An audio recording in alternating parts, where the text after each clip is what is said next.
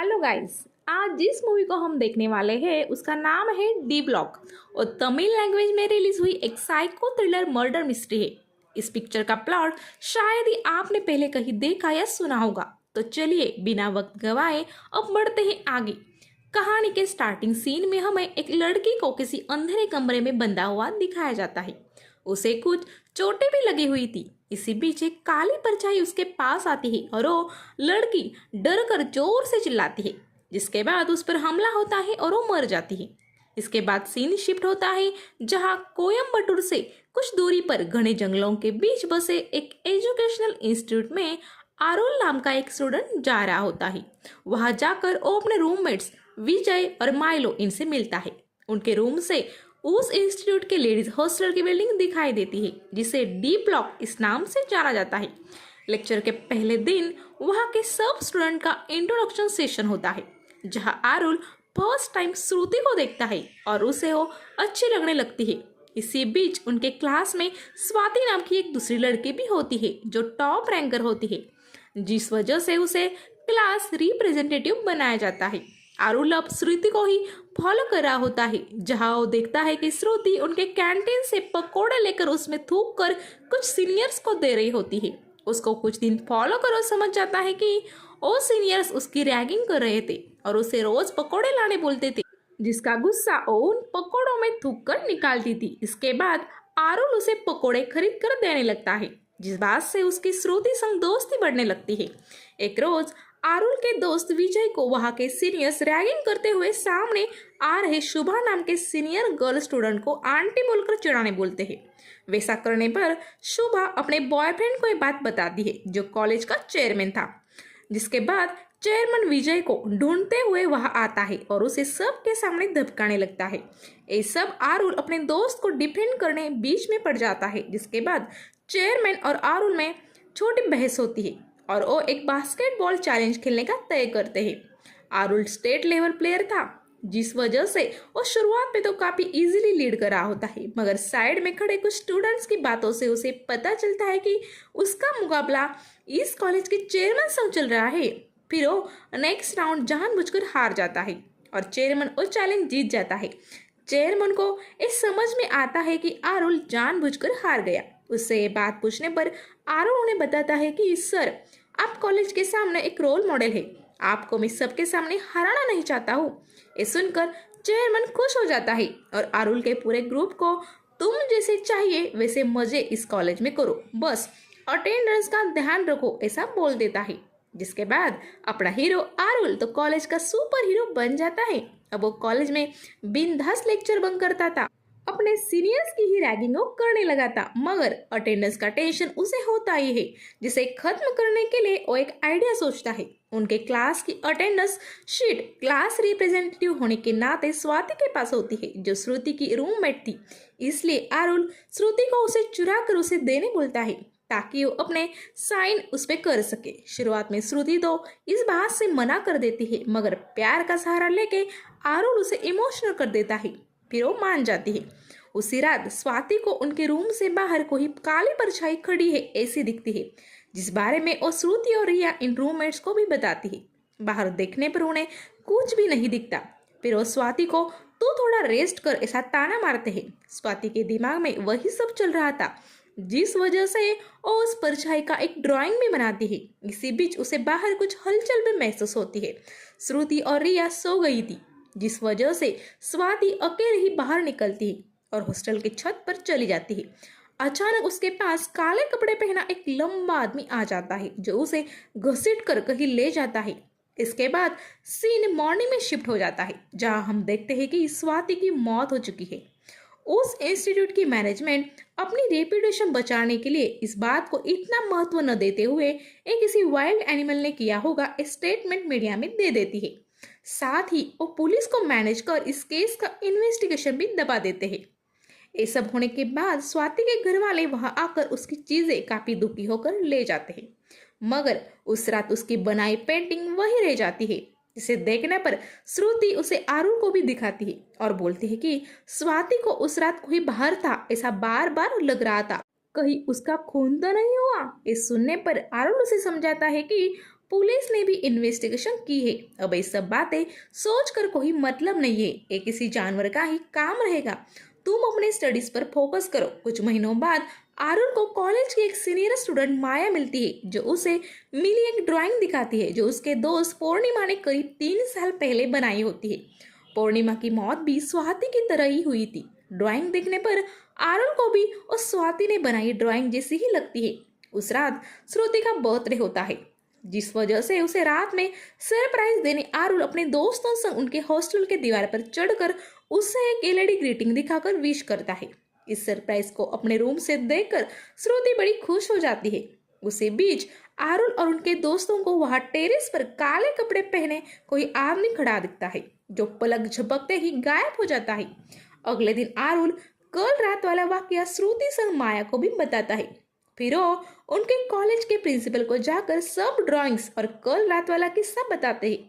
Principal ये सब देखकर चौंक जाते हैं और इस बात को दबाने के लिए उल्टा आरुण को ही डांटते हैं कि कल रात तुम डी ब्लॉक के पास क्या कर रहे थे? तुमने कॉलेज के रूल्स तोड़े हैं। तुम पर इस मिसकंडक्ट के लिए एक्शन लेना चाहिए। फिर वो गर्ल्स हॉस्टल के वार्डन को बुलाकर उन्हें भी आरुण के हरकतों के बारे में बताते हैं। जिसके बाद वो श्रुति और आरुण इनको एक दूसरे संग कैंपस में घूमने को मना कर देती है। इस सब घटना के बाद उन स्टूडेंट्स के दिमाग में कई सवाल खड़े हो जाते हैं। कॉलेज मैनेजमेंट भी इस बात को दबाना चाहती है, ये वो समझ जाते हैं, जिस वजह से वो लोग अपने आप ही इस गुत्थी को सुलझाने की ठान कर कितने स्टूडेंट्स की मौत यहाँ पढ़ते वक्त हुई है ये ढूंढने लगते हैं। एक रोज आरुण लंच टाइम के दौरान प्रिंसिपल के ऑफिस में घुस जाता है, जहां वो सब स्टूडेंट के रिकॉर्ड चेक करने लगता है। उसी बीच वहां कॉलेज के ट्रस्टी और प्रिंसिपल आ जाते हैं। आरुण वहां छुप कर उनकी बातें सुनने लगता है। वो बोल रहे होते हैं कि गर्ल स्टूडेंट्स की हो रही मौत की घटना को अब कुछ दूसरे स्टूडेंट्स मर्डर से रिलेट कर रहे हैं। हमें क्या करना होगा? जिस पर ट्रस्टी बोलता है कि स्टूडेंट्स का ध्यान भटकाओ। ये बात जितनी दबी रहेगी उतनी ही कॉलेज के रेपुटेशन के लिए अच्छा है। फिर वो वहां से निकल जाते हैं। वहां छुपा आरुण ये समझ जाता है कि कॉलेज मैनेजमेंट भी जानबूझकर इस मामले को निगलेक्ट कर रहा है।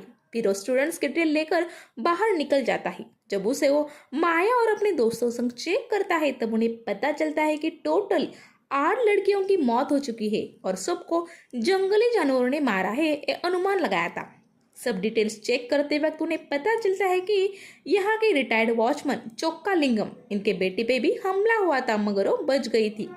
वॉचमैन से कोई जानकारी मिल सके इस उम्मीद से वो लोग उनके घर जाते हैं। शुरुआत में तो वो कुछ बताते नहीं, मगर अचानक अंदर के रूम से एक लड़की के चिल्लाने की आवाज आती है, जो सुनने पर ये सब स्टूडेंट्स वहां जाते हैं और उन्हें वो वॉचमैन की लड़की काव्या बंधी हुई हालत में दिखती है, जो पागल हो गई थी। फिर वॉचमैन इन्हें सब स्टोरी बताता है कि मेरी बेटी काव्या काफी ब्राइट स्टूडेंट, उसे भरतनाट्यम भी करने आता था। वो मुझे रोज नाइट ड्यूटी दौरान मिलती थी, मगर एक दिन वो मुझे मिली ही नहीं। उसके सहेलियों ने भी कहा कि वो शाम से गायब है और उसे कोई काली परछाई दिखी थी। इसके पहले भी वहां से लड़कियां परछाई दिखने के बाद मर गई थी। ये पता होने से वॉचमैन टेंशन में आकर अपने बेटी को सब जगह खोजने लगता है।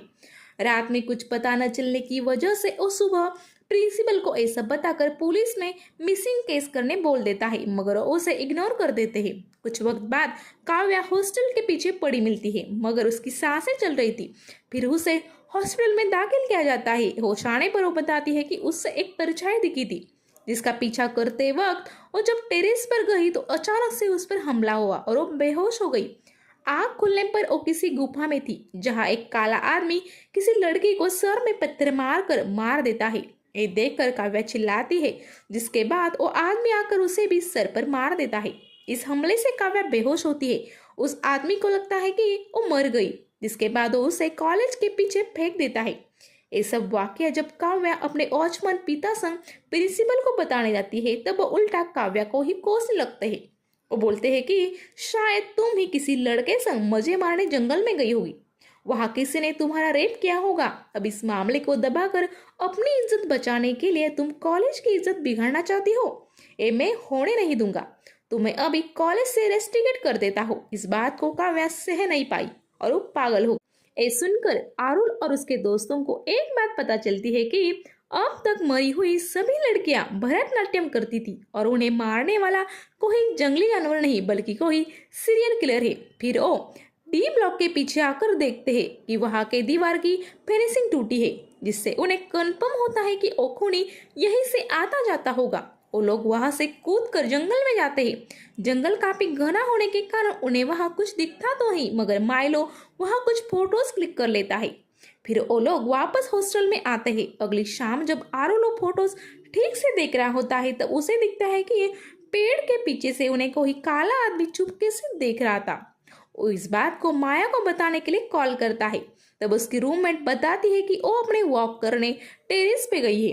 ये सुनकर आरुल फौरन अपने विंडो में चला जाता है, जहां उसे वो काला आदमी माया को उठाकर नीचे फेंकते हुए दिखता है। अगले दिन माया की मौत किसी जंगली जानवर के हमले से हो गई है, ये सबको पता चलता है, मगर सच सिर्फ आरुल को ही पता था। वो उसे अपने दोस्त और श्रुति को ही बताता है। फिर वो कॉलेज कैंटीन की अन्ना से कुछ सवाल करता है, क्योंकि अन्ना कैंटीन कॉलेज को स्टार्टिंग से संभालता था। आरुल से सब बातें जानने के बाद अन्ना उसे बोलता है कि एक काम काली का लग रहा है, जो इस डी ब्लॉक को बनाने वाला एक मजदूर था। काम पूरा होने पर एक रोज उसे लड़कियों के टॉयलेट में झांकते हुए कुछ स्टूडेंट्स ने पकड़ा था। फिर उसे खूब पीटकर पुलिस को सौंप दिया। पुलिस से पूछताछ करने पर जब काली का नाम और गांव को जानते हैं तब उन्हें क्लियर होता है कि ये लड़का बचपन से ही ऐसी हरकतें करता आ रहा है। 15 साल की उम्र में उसने गांव की 2 लड़कियों को एक सुनसान जगह पत्थर से मारकर उनके बालों को घर लेकर आया था और उन्हें छुपा रहा था। जब एक बात उसके पिताजी देख लेते हैं तब उन्हें सब हकीकत बता देता है और बोलता है कि मुझे खून लगे लड़कियों के बाल पसंद है। ये सुनकर उसके पिताजी अपने बच्चे की सलामती के लिए सब इल्जाम अपने सर पर ले लेते हैं। कुछ दिनों बाद काली उनके गांव में आई कुछ टूरिस्ट लड़कियों को अपना निशाना बनाता है, जिनमें से वो 2 लड़कियों को खत्म कर देता है, मगर एक लड़की भागकर पुलिस में कंप्लेंट कर देती है, जिसके बाद सब सच बाहर आता है। काली को जून मिले होम में रखा जाता है, जहां से कुछ वक्त बाद वो भाग जाता है और अब वो फिर से पुलिस के हाथ लगाता, मगर एक रोज कोर्ट जाते वक्त वो फिर से भागने में कामयाब हो गया और शायद अभी वो डी ब्लॉक में घूम रहा है। ये सब सुनकर आरुल और उसके दोस्त डर जाते हैं, मगर अब उन्हें ही काली से निपटना होता है। इसी बीच श्रुति को तनुश्री नाम की एक लड़की मिलती है, जिसने बालकनी में किसी काले परछाई को देखा था। इत्तेफाक से वो भरतनाट्यम डांसर भी थी। आरुल अपने दोस्तों से अलर्ट हो जाता है और वो तनुश्री के रूम में चुपके से घुस जाते हैं। उन्हें लगता था कि काली अब तनुश्री पे ही अगले कुछ ही दिनों में हमला करेगा, मगर वो देखता है कि तनुश्री के बाल का विग वहां लटकाया था। उस बारे में पूछने पर तनुश्री बताती है कि वो नकली है। फिर आरुल उससे पूछता है कि जिस दिन तुमने काली परछाई देखी थी क्या वो तुम्हें फॉलो कर रही थी? तो वो बताती है नहीं, वो श्रुति के रूम के बाहर घूम रही थी। फिर आरुल को एक कंफर्म होता है कि काली सिर्फ लंबे बाल वाली लड़कियों को टारगेट करता है। वो श्रुति को कॉल करने ही जा रहा था तब उसे उसके रूम पार्टनर रिया की चिल्लाने की आवाज सुनाई देती है। बाहर जाने पर रिया बताती है कि श्रुति को कोई काला आदमी उठाकर टेरेस पे ले गया है। आरुल जब टेरेस पर जाता है तब वो देखता है कि काली श्रुति को पीठ पर रखकर उस फिनिशिंग से कूदकर जंगल में चला गया है। आरुल भी दोस्तों संग उस जंगल में चला जाता है। काफी चलने के बाद उन्हें एक जगह दिए की रोशनी दिखती है। वहां जाने पर वो एक गुफा होती है। आरुल वहां से बेहोश पड़ी श्रुति को फिर से हॉस्टल ले आता है। अगले कुछ ही घंटों में जब ये बात काली को पता चलती है तब वो फिर से हॉस्टल में आता है और श्रुति को उसके रूम से ले जाने लगता है।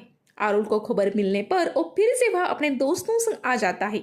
उनकी काली संग जोरदार लड़ाई हो जाती है। काली एकदम जंगली आदमी था और उन यंग लड़कों पे भारी पड़ जाता है।